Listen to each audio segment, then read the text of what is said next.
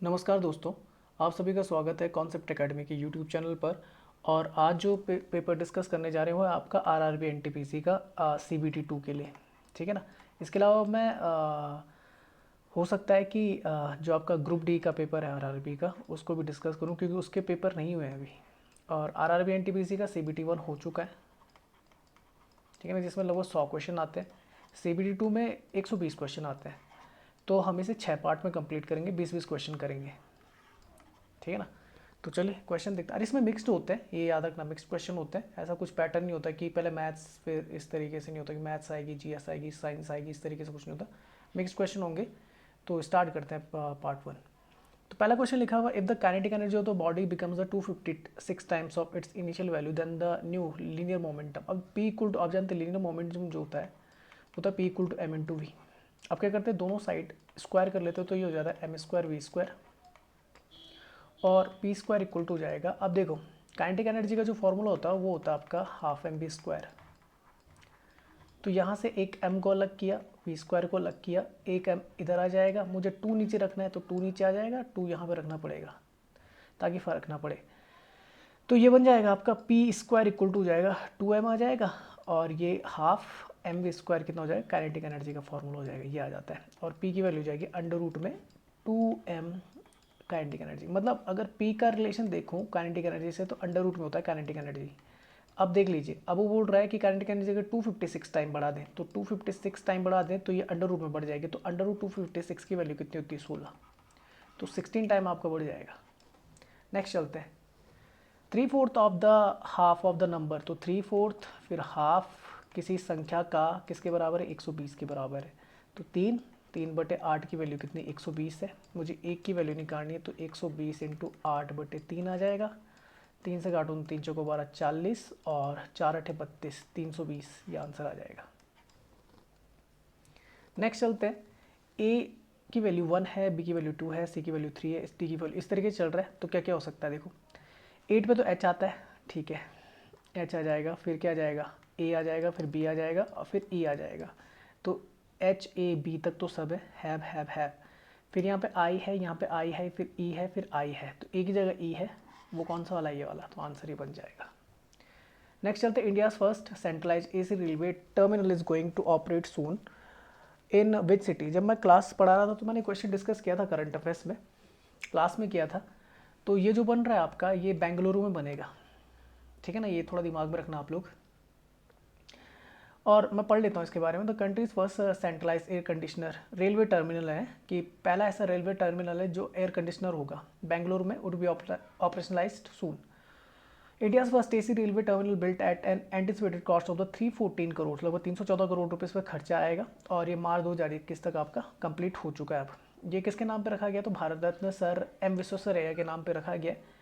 ठीक है ना, जिन्हें बोला जाता है father of engineering in India. ठीक है, इन्हीं के नाम पे, इन्हीं के जन्म दिवस पे भारत में क्या मनाया जाता है, नेशनल इंजीनियर्स डे मनाया जाता है, याद रखना, नेशनल इंजीनियर्स डे मनाया जाता है।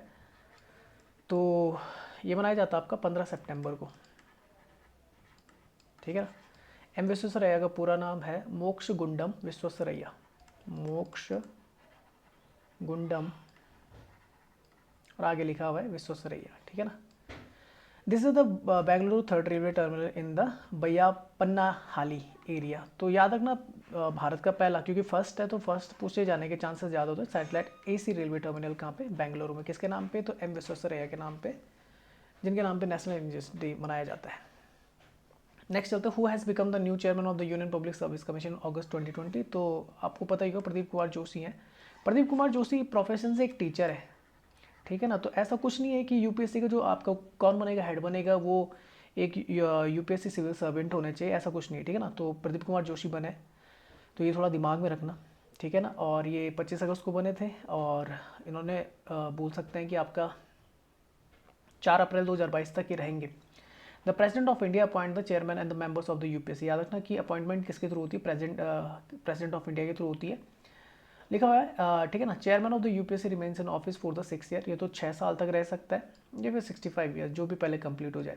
अच्छा, अगर first chairman of the UPSC बोला जाएगा तो वो सर रोज बारकर थे, ये नाम याद रखना है, सर रोज बारकर थे। अक्टूबर 1926 में जब यूपीएससी फॉर्म्ड हुआ था, फेडरल से एफपीएससी से यूपीएससी बना था 1926 में, तो बने थे 1932 तक वो रहे थे आपके, ठीक है ना। आर्टिकल 315 टू 323 आपका ये रिलेटेड है आपका यूपीएससी से, जिसमें ये लिखा हुआ है, देखो article 315 tells about the public Service commission in India and 316 deals with the appointment and the terms of the office of the member.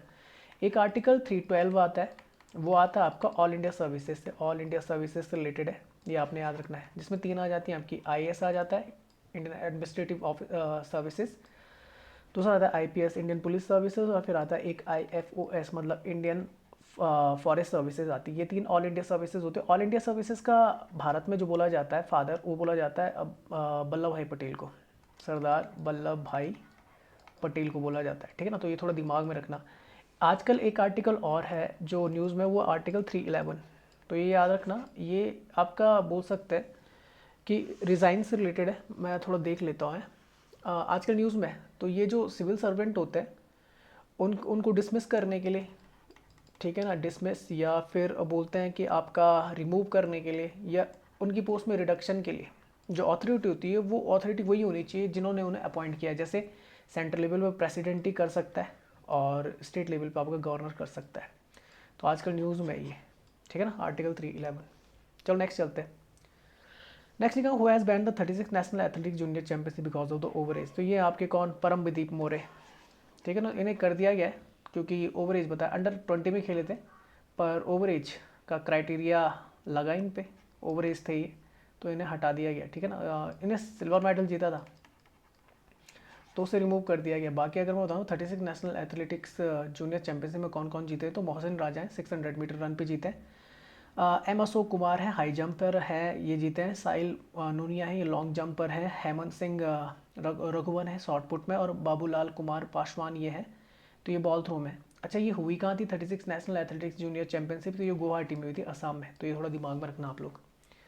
Next लिखो the ratio of the selling price and the cost price. तो मैं cost price ऊपर लिख देता हूँ, चलो selling price ही ऊपर लिख देता हूँ। तो ये है 9 पे और ये 5 पे। तो प्रॉफिट कितने का हुआ, 9 से देखो 5 से 9 पे गया तो 4 का प्रॉफिट है। तो पूरा प्रॉफिट एंड लॉस परसेंट बताओ। तो 4 का फायदा है 5 पे, 1/5 को लिखते हैं 20, 4/5 को लिखते हैं 80%। तो ये क्या हो जाएगा आपका प्रॉफिट। नेक्स्ट चलते हैं, are use to dentist to see the enlarge image of the teeth. तो ये कॉनकेव लेंस यूज़ होता है, ये आप याद रखना। कॉनकेव ज़्यादातर यूज़ कॉनकेव ही होता है, कॉन्वेक्स का कम इस्तेमाल होता है, कम चीज़ों में इस्तेमाल होता है। तो कॉनकेव लेंस जो होता है स्पेरिकल मिरर होता है, ये इस तरीके से होता है अंदर, ये इस तरीके से होता है, बाहर की तरफ पॉलिश लगी होती है। और ये क्या करता है, जो आपकी रेज होती है उन्हें क्या करता है, अंदर की तरफ, ठीक है ना, कन्वर्ज करता है एक ही पॉइंट पे, ठीक है ना, ऐसे कन्वर्ज करता है एक ही पॉइंट पे इस तरीके से। तो इमेज फॉर्मेशन जो होती है यहाँ पर, मतलब जो बनती है, जो फोकस होता है यहाँ पर होता है, ये थोड़ा दिमाग में रखना आप लोग, ठीक है ना। तो ये कहाँ कहाँ पर यूज़ होता है, देखो कैसा होता है, ये तो लिखा हुआ surface curved inward. The concave mirror forms a virtual और रियल इमेजेस, दोनों तरीके की बना सकता है depending on the position of the object. Concave mirrors are used for the dentist to see an enlarged image of the teeth. अच्छा, over other important uses of the concave lens are, तो कौन कौन से, torch, जो torch होते हैं उनमें use होता है, सोलर कुकर में यूज़ होता है, सर्च लाइट्स में यूज़ होता है, व्हीकल्स की हेडलाइट्स में यूज़ होता है, ये याद रखना, पूछा जाता है पेपर में, ठीक है ना। और सेविंग मिरर होता है, वहाँ पे भी यूज़ होता है, तो ये थोड़ा आप दिमाग में रखना। नेक्स्ट लिखा हुआ कॉन्वेक्स। कॉन्वेक्स जो होता है ये आपका डाइवर्जेंट होता है, डाइवर्जेंट लेंस, वो डाइवर्जेंट होता है, ये थोड़ा दिमाग में रखना। मिरर मतलब पॉलिश अंदर की तरफ होती है, तो जब रेस टकराती तो बाहर की तरफ निकलती है, ऐसे ऐसे निकलती है बाहर की तरफ, तो ये थोड़ा दिमाग में रखना, ठीक है ना। और ये होता है रियल व्यू मिरर, जो आपका होता है सामने जो लगा होता है, शीशा होता है लगा हुआ गाड़ी पे, वो कौन सा होता है, रियर व्यू मिरर जो होता है वो आपका कौन सा होता है, ये होता है आपका कौन सा, कॉन्वेक्स, ठीक है ना। अब प्लेन मिरर जो होता है वो पेरिस्कोप में यूज़ किया जाता है, और आपका जो कालिडोस्कोप होता है वहाँ पे यूज़ होता है प्लेन मिरर, जो सिंपल होता है।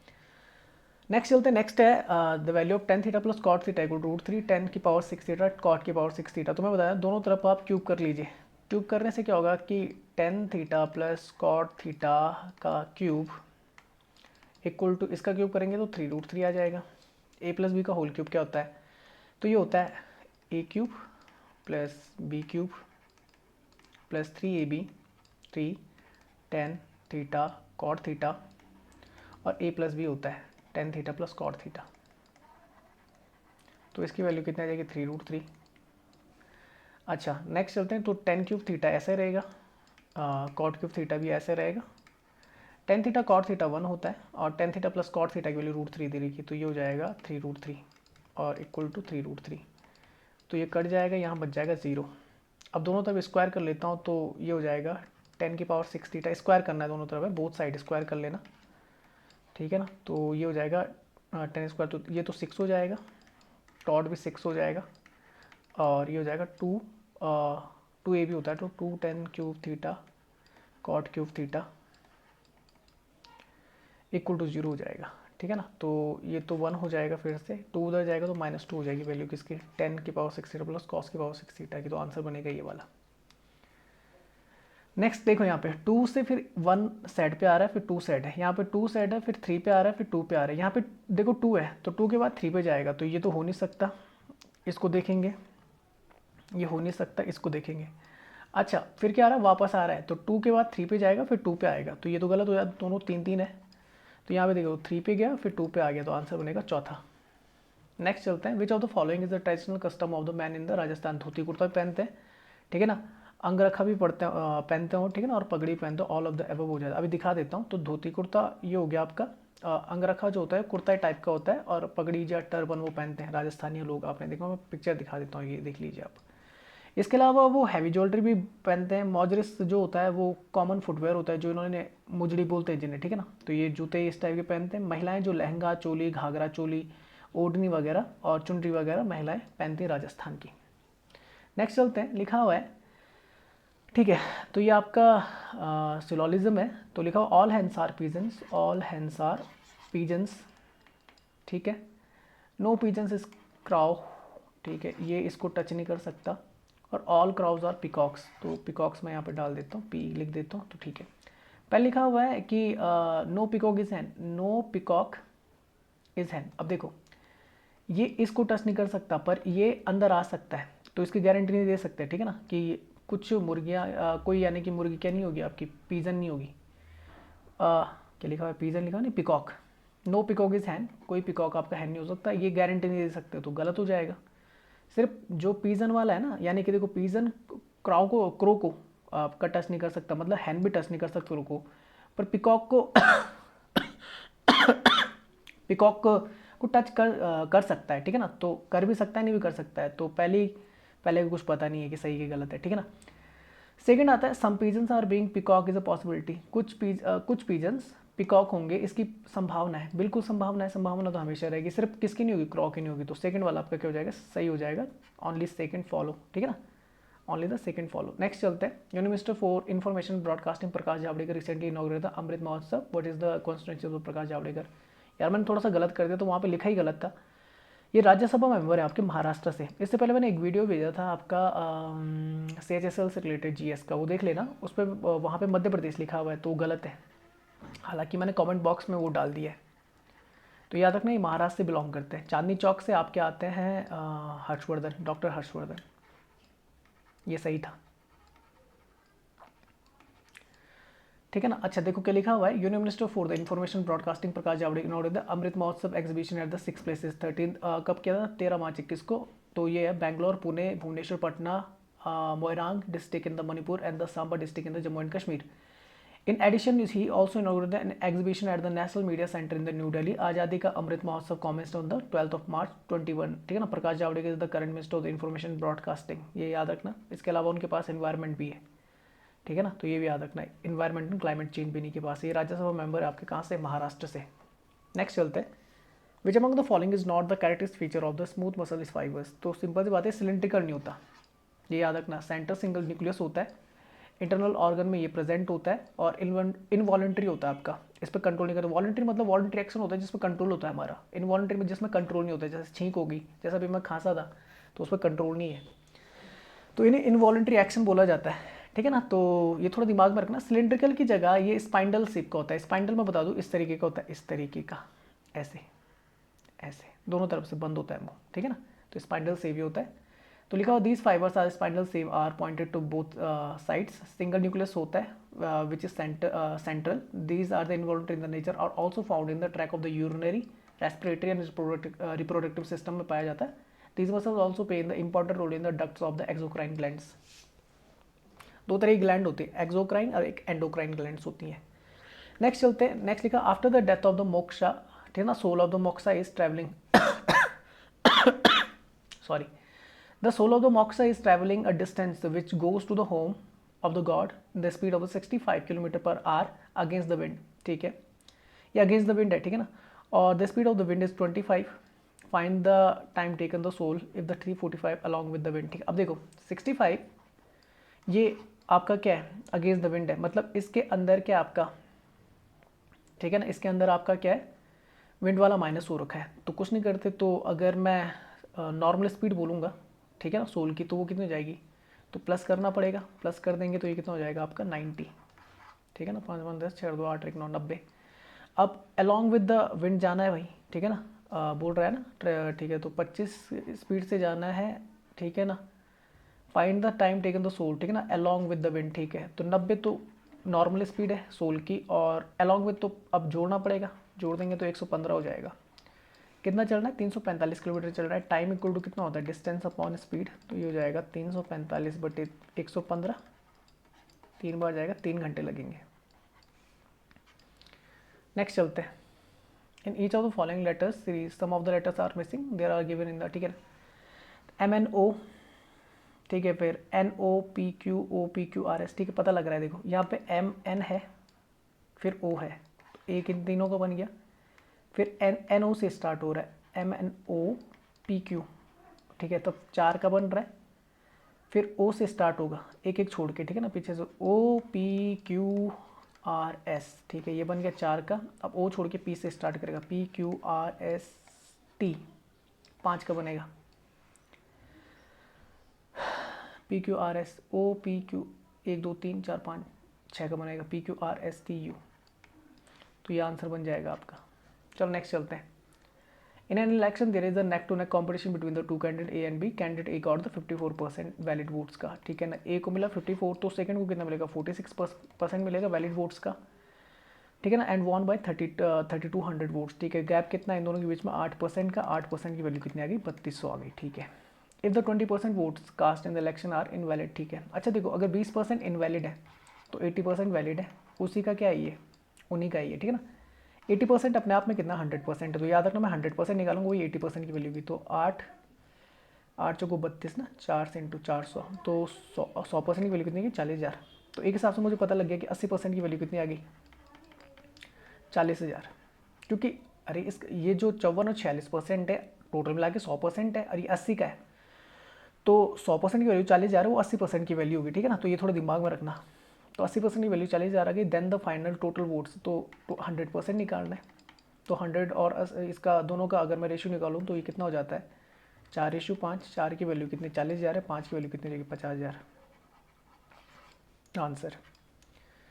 नेक्स्ट चलते हैं. अमैन 25 पैसे कॉइन है, तो 25 पैसे को लिख देते हैं भाई 1/4.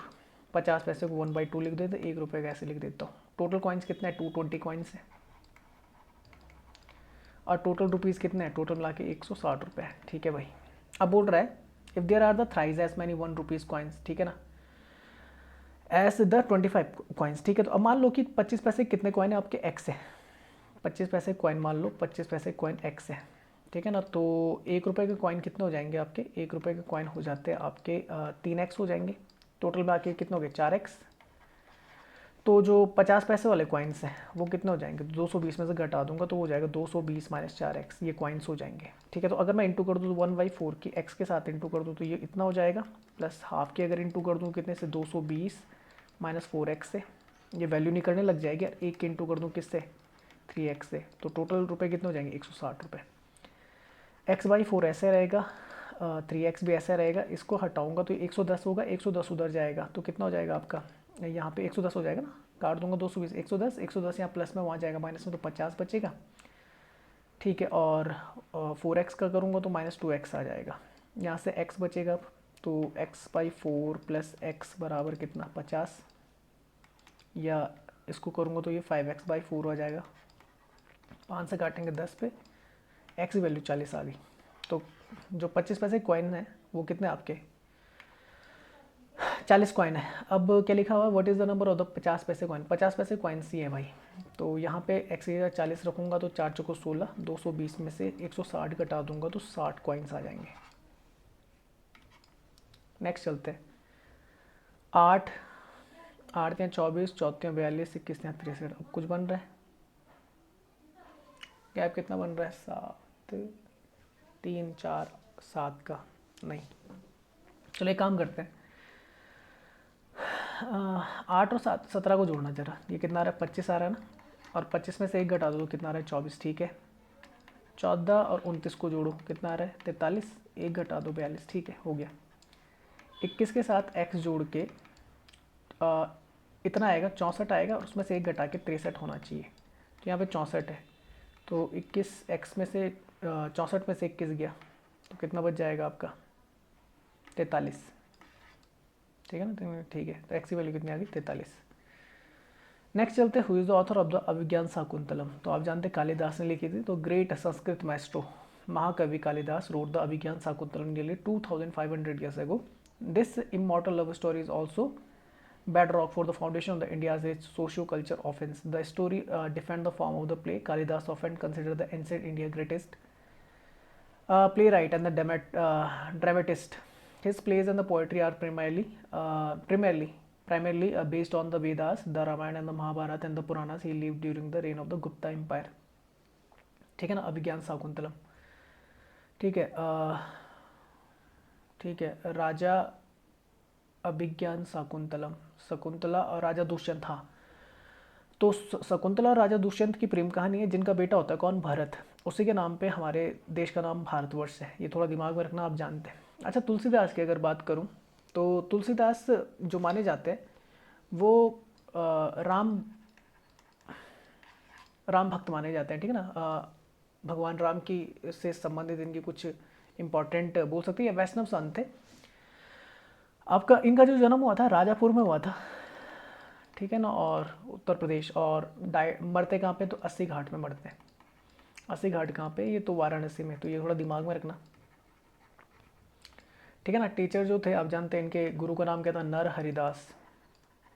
नर हरिदास इनके गुरु का नाम था, ये थोड़ा दिमाग में रखना। अच्छा, जो अपनी कविताएं लिखते थे वो किस में लिखते थे, वो अवधि में लिखते थे, याद रखना।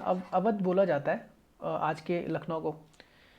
कौन कौन सी किताबें, अगर तुलसीदास की बात करूँगा तो वो है आपकी गीतावली, ये याद रख लेना, कवितावली और रामचरितमानस। मानस, ठीक है ना। विष्णु शर्मा ने पंचतंत्र लिखी थी, जानते हैं आप पंचतंत्र की कहानियाँ, और ये कश्मीर से आते थे। कालिदास के बारे में बता, सूरदास जनमान थे, बचपन से क्या थे, अंधे थे। कृष्ण भक्ति शाखा से आते हैं, ठीक है ना। और जिन लैंग्वेज में उन्होंने लिखा वो ब्रज थी, ब्रज भाषा में लिखा हुआ है। ब्रज भी यूपी की तरफ और बिहार की तरफ बोली जाती है। सुर सागर हो गया, सुर सरावली हो गया, और साहित्य लहरी हो गया। ये 3 किताबें बहुत इंपॉर्टेंट, साहित्य लहरी। चलो नेक्स्ट चलते हैं। अच्छा, ये हो गया आपका टॉपिक ख़त्म, ठीक है ना। तो इसकी वीडियो में का लिंक मैं अपने व्हाट्सएप चैनल पे भी क्या कर दूंगा, शेयर कर दूंगा, कॉन्सेप्ट एकेडमी पे, और टेलीग्राम पे भी कर दूंगा लिंक शेयर। पीडीएफ भी दोनों जगह भेज दूंगा। यूट्यूब पे इस वीडियो को लाइक और शेयर ज़रूर करें, सब्सक्राइब करना ना भूलें, और बेल आइकन को प्रेस करना ना भूलें, ताकि आपको टाइम टू टाइम जितने भी मेरे द्वारा वीडियो बनाई जा रही वो मिलती रहे। फेसबुक पे आप हमें लाइक कर सकते हैं, इंस्टाग्राम पर भी हमें, वहाँ पे आप हमें फॉलो कर सकते हैं। तो होप कि ये वीडियो आपको पसंद आई होगी। वीडियो देखने के लिए आप सभी का बहुत बहुत धन्यवाद। मिलते हैं फिर नेक्स्ट वीडियो के साथ, तब तक के लिए जय हिंद, जय भारत।